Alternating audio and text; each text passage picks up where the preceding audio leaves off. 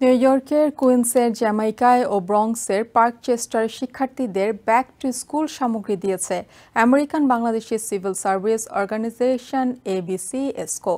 Summer ভ্যাকেশনের পর সেপ্টেম্বরের প্রথম সপ্তাহে শুরু হচ্ছে নিউ ইয়র্কের স্কুলের নতুন কার্যক্রম।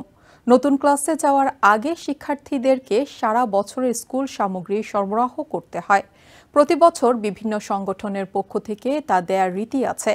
এরই ধারাবাহিকতায় রবিবার এবিসি এসকো শিক্ষার্থীদের মাঝে সুন্দর ব্যাকপ্যাক সহ অন্যান্য সামগ্রী বিতরণ করে। সংগঠনের পক্ষে শিক্ষার্থীদের হাতে এসব তুলে দেন জাহাঙ্গীর আলম, ইব্রাহিম বারভূইয়া, আনোয়ার পারভেজ সহ কয়েকজন কর্মকর্তা।